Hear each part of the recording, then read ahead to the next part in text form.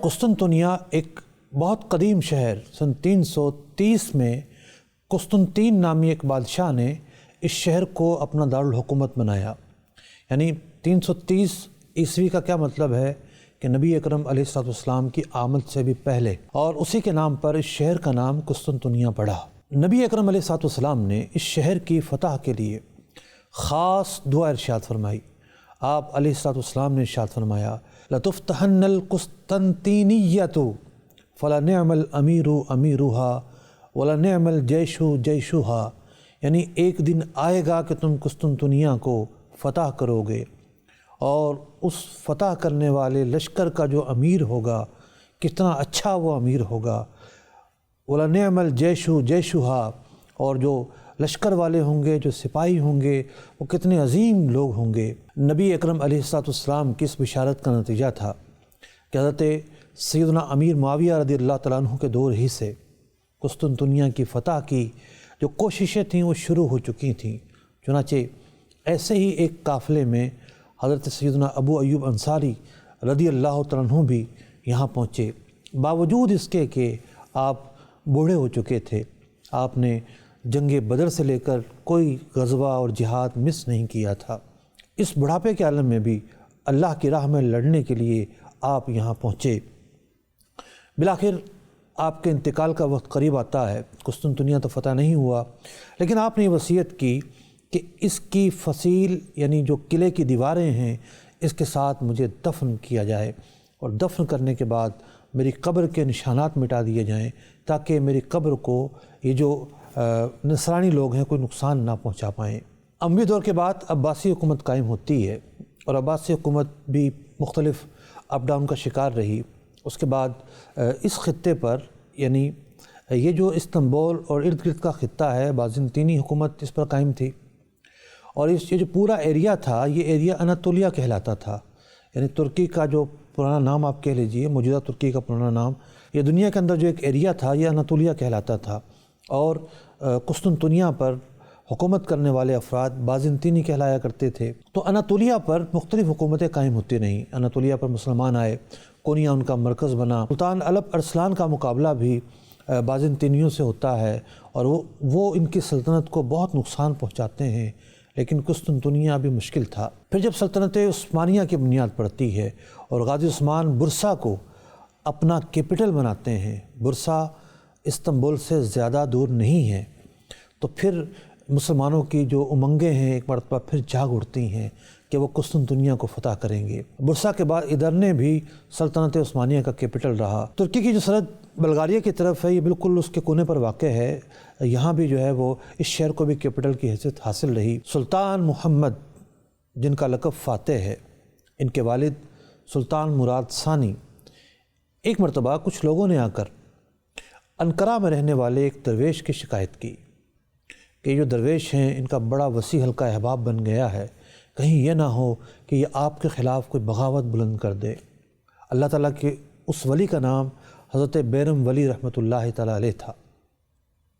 وہ بادشاہ کے پاس آئے، بادشاہ نے گفتگو کی، گفتگو میں اندازہ لگایا کہ نہیں، یہ تو اس نیچر کے نہیں ہیں، تو اللہ تعالیٰ کے نیک بندے ہیں۔ تو سلطان مراد ثانی کہنے لگا کہ قسطنطنیہ کب فتح ہوگا، مجھے یہ ارشاد فرمائیں۔ آپ نے فرمایا ضرور فتح ہوگا، جب فتح ہوگا نہ میں زندہ ہوں گا نہ آپ زندہ ہوں گے، بلکہ میرا یہ مرید زندہ ہوگا۔ آپ نے اپنے مرید حضرت شمس الدین آق رحمۃ اللہ تعالیٰ علیہ کی طرف اشارہ کیا اور فرمایا یہ موجود ہوں گے اور تمہارا لڑکا اسے فتح کرے گا۔ حضرت بیرم ولی رحمۃ اللہ تعالیٰ علیہ اللہ تعالیٰ کے بہت بڑے ولی ہیں۔ انقرہ میں عظیم الشان ان کا مقبرہ ہے، ہم نے وہاں حاضری دی، ہم محبوط ہو گئے۔ اتنا عظیم الشان مقبرہ اور اتنا عظیم الشان ایریا، اور نہ جانے کتنی دکانیں وہاں پر ہیں، ہوتا نا مزارات کے گرد دکانیں ہوتی ہیں۔ اور مجھے تو عبداللہ شاہ غازی یاد آئے کہ جناب وہ پہاڑی پر بالکل مزار شریف ہے ان کا، تو بہت بڑے ولی اللہ تھے۔ جو قطب استنبول ہیں حضرت شیخ محمود ہدائی رحمۃ اللہ تعالیٰ علیہ، یہ انہی کے خلفاء میں سے آگے بڑھتے رہے، تو انہی کے خلفاء میں سے آپ کی خلافت ہے۔ حضرت شمس الدین آق رحمۃ اللہ تعالیٰ علیہ کو ایک روحانی اشارہ مل چکا تھا، ان کے مرشد نے بتا دیا تھا کہ تم اپنی آنکھوں سے قسطنطنیہ کو فتح ہوتے ہوئے دیکھو گے۔ سلطان مراد ثانی نے بھی حضرت شمس الدین آق رحمۃ اللہ تعالیٰ علیہ کو ہاتھوں ہاتھ لیا اور اپنے بیٹے سلطان محمد کی تربیت پر لگا دیا۔ سلطان محمد کے پہلے استاد جنہوں نے ان کو قرآن پڑھایا وہ حضرت علامہ اسماعیل قرآنی رحمۃ اللہ تعالیٰ علیہ ہیں۔ اس کے بعد حضرت شیخ شمس الدین آق رحمۃ اللہ تعالیٰ علیہ کی تربیت میں آ گئے اور بچپن ہی سے انہوں نے سلطان فاتح کے دل کے اندر اللہ کے راہ میں لڑنے کا جذبہ پیدا کیا، اور قسطنطنیہ کی جو فضیلت تھی، یعنی اسے فتح کرنے کی جو فضیلت تھی وہ ان کے دل میں ڈال دی اور ان کی بڑے آسن انداز میں تربیت کی۔ 833 ہجری بمطابق 1439 کو سلطان محمد فاتح پیدا ہوتے ہیں اور صرف 53 سال دنیا میں رہنے کے بعد 886 سن ہجری اور 1481 عیسوی کو ان کا انتقال ہوتا ہے۔ انہوں نے 30 سال تک حکومت کی اور پھر ایک دن وہ آتا ہے کہ قسطنطنیہ کے لیے تیاریاں تو بہت عرصے سے جاری تھیں۔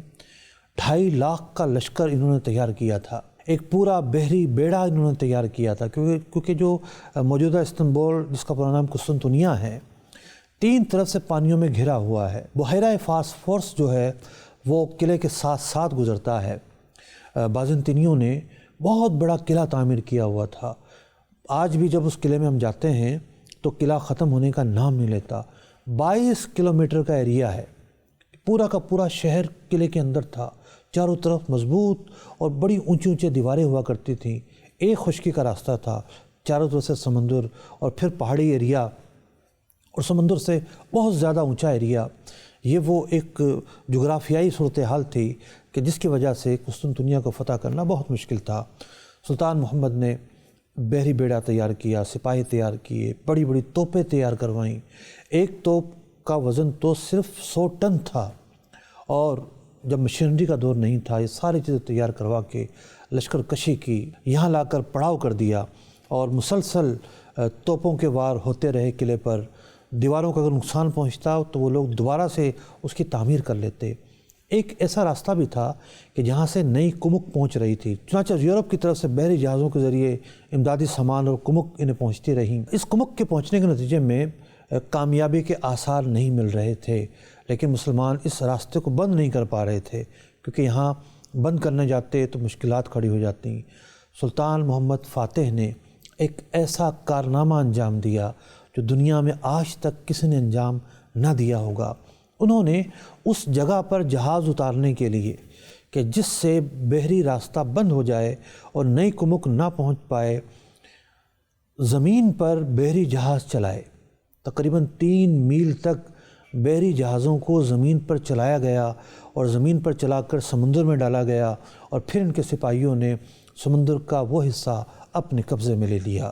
زمین پر کس طرح چلایا گیا؟ پہلے تو جہاز بنائے گئے۔ اب بتائیے جہاز کیسے بنے ہوں گے، مطلب کتنی محنت سے کام کیا ہوگا لوگوں نے۔ پھر ان جہازوں کا جو نیچے کا حصہ تھا تیل سے اور چربی سے ان کو خوب ملا گیا، اور جتنا پورا راستہ تھا پہاڑی راستہ سے ہموار کیا گیا، اس راستے پر بھی چربی ملی گئی، اور جہازوں کو وہاں سے کھینچ کے وہ ایک ایسا خطہ تھا کہ جہاں سے کسی بھی قسم کے حملے کی ان لوگوں کو توقع نہیں تھی۔ چنانچہ جب وہاں سے جہاز سمندر میں اترے اور وہ سمندری حصہ مسلمانوں کے قبضے میں آ گیا تو ایک فتح کا وہ پہلا قدم تھا، اور اس سے بازنطینیوں کے حوصلے جو ہیں وہ پست ہوئے۔ کئی مہینوں کی تیاری اور محاصرات جاری تھا، سپاہیوں کے حوصلے بھی پست ہو رہے تھے اور صورتحال بڑی گمبھیر ہو رہی تھی۔ لیکن جہاں اس فتح کے سپہ سالار سلطان محمد فاتح تھے تو وہیں اس فتح کے ایک روحانی سپہ سالار بھی تھے جن کا نام شیخ شمس الدین آق رحمۃ اللہ تعالیٰ علیہ تھا۔ بادشاہ نے ان سے پوچھا کہ فتح کب ہوگی؟ انہوں نے پوری تاریخ اور وقت بیان کیا۔ چنانچہ شیخ شمس الدین آق رحمۃ اللہ تعالیٰ علیہ نے بتا رکھا تھا کہ 4 بجے 20 جمادی الاولیٰ سن 857 سن ہجری اور 29 مئی 1435 عیسوی کو فتح نصیب ہوگی۔ سلطان کا بھی عزم تھا کہ اللہ تعالیٰ کے ایک ولی نے ٹائم بتا دیا ہے، تاریخ بتا دی ہے، یہ شہر فتح ہو کر رہے گا۔ کئی مرتبہ ایسا ہوا کہ سلطان بار بار کی کوششوں سے کچھ ارادے جو ہے متزلزل ہوئے۔ کچھ مشیروں نے بھی کہا کہ ہم یہاں کب تک لڑتے کھپتے رہیں گے، ہزاروں لوگ جو ہیں وہ اپنی جانوں کی قربانیاں دے چکے ہیں، کیا ہوگا؟ ایک دن سلطان शेख शमसुद्दीन आक रहमत उल्लाह तआला के ख़ैमे में जाते हैं और शेख दोबारा से कहते हैं कि फ़तह ज़रूर होगी, थोड़ा सा हौसला बढ़ाते हैं। ये वापस आ जाते हैं, फिर मार्का गर्म होता है। फिर दोबारा एक दिन सुल्तान मोहम्मद फ़ातेह शेख शमसुद्दीन आक रहमत उल्लाह तआला के ख़ैमे की तरफ आते हैं। जो आपके ख़ैमे का दरबान था, उन्होंने बादशाह को कहा कि शेख ने अंदर आने से मना कर रखा है। कहा मुझे भी? कहा हाँ, उन्होंने कह रखा है कि कोई भी अंदर नहीं आएगा। सुल्तान दरवाज़े से तो हट गया, लेकिन अपना खंजर निकाला और ख़ैमे का पर्दा काटा कि देखो तो सही अंदर क्या हो रहा है। सुल्तान देखता है कि शेख शमसुद्दीन आक रहमतुल्लाह तआला अलैह सजदे में गिरे हुए हैं और अल्लाह की बारगाह में फ़रियाद कर रहे हैं, ए मौलाई करीम जल्दी फ़तह नसीब फरमा दे, वक्त हुआ चाहता है, जल्दी फ़तह नसीब फरमा दे। यहाँ सुल्तान मोहम्मद फ़ातेह अपने मुर्शिद के ख़ैमे के पास खड़े हैं और वहाँ से इन्हें फ़तह की नवीद मिल जाती है कि किले की दीवारें गिर गई हैं और हमारी फ़ौज अंदर दाखिल हो रही है। सुल्तान ने देखा तो वही तारीख़ थी, वही वक्त था जो इनके मुर्शिद शेख शमसुद्दीन आक रहमतुल्लाह तआला अलैह ने बयान किया था। जब कुस्तुनतुनिया फ़तह हो जाता है और शेख शमसुद्दीन आक रहमतुल्लाह तआला अलैह सबसे पहले वहाँ जुमा पढ़ाते हैं, एक अजीब मंज़र था।